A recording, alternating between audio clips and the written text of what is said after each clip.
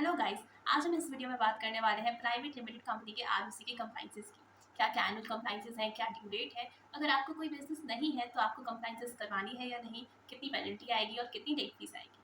सबसे पहले डायरेक्टर का दिन एक्टिव होना चाहिए। अगर नहीं है तो ई-केवाईसी करवानी रहेगी। ई-केवाईसी की ड्यू डेट होती है 13 सितंबर। अगर नहीं करवाई है तो पेनल्टी के साथ ई-केवाईसी करवानी रहेगी और पेनल्टी का अमाउंट है 5000, क्योंकि बिना दिन एक्टिव किए आप कोई भी कंप्लाइंसेस की वर्किंग नहीं कर पाएंगे। अब बात करते हैं ADD1 फॉर्म और एजीएम की। तो एजीएम में कंपनी के डायरेक्टर्स और शेयर होल्डर्स कोई भी डिसीजन लेना होता है कंपनी के रिगार्डिंग तो वो लेती है। एजीएम का मतलब होता है एनुअल जनरल मीटिंग।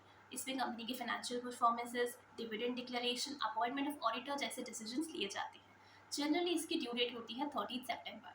अब बात करते हैं ADD1 फॉर्म की। तो ADD1 फॉर्म को हमें एजीएम होने के विदिन 15 डेज में फाइल करना रहता है। नेक्स्ट है AOC4 फॉर्म। तो AOC4 फॉर्म में हमें कंपनी के फाइनेंशियल परफॉर्मेंसेस यानी कि balance sheet, PNL report, directors report, इन सभी को AOC4 फॉर्म में अटैच करके आरओसी को विदिन 30 डेज ऑफ एजीएम में सबमिट करना होता है। चलिए मान लेते हैं अगर आपकी एजीएम की डेट है 30 सितंबर, तो AOC4 की ड्यू डेट होगी 30 अक्टूबर। इसे ना फाइल करने से पेनल्टी 100 रुपीज़ पर डे से स्टार्ट हो जाती है। नेक्स्ट आता है MGT7 और 7A फॉर्म।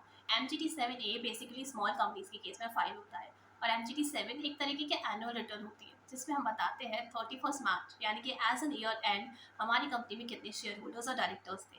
अगर इसमें कोई भी चीज़ है तो वो हमें MGT7 फॉर्म में फाइल करना रहता है।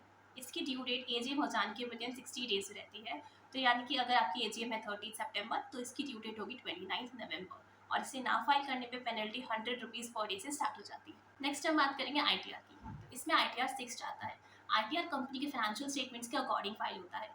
आईटीआर को फाइल करने की ड्यू डेट होती है 31 अक्टूबर और इसे ना फाइल करने पे पेनल्टी 1000 रुपीज़ पर आईटीआर स्टार्ट हो जाती है अंडर 5 लाख ऑफ इनकम। चलिए ये तो हो गई mandatory forms and due date की बात। अब आप सोचेंगे कि इसमें ऑडिट रिक्वायर्ड है या नहीं। तो प्राइवेट लिमिटेड कंपनीज को स्टैट्यूटरी ऑडिट कराना रहता है, जिसके लिए आपको एक सीए को हायर करना पड़ेगा, वही आपके फाइनेंशियल स्टेटमेंट्स को साइन करेंगे। और अगर आपका टर्नओवर 1 करोड़ के ऊपर जाता है तो आपका टैक्स ऑडिट भी होगा। अब काफ़ी डायरेक्टर्स ये सोचेंगे कि हमारा तो कोई बिजनेस है ही नहीं, तो हम कंप्लाइंसेस करवाएं या नहीं। तो आपको ये बता दें कि आपको निल का एनएफ फाइलिंग करवाना होगा, अदरवाइज पेनल्टी पर डे से स्टार्ट हो जाएगी।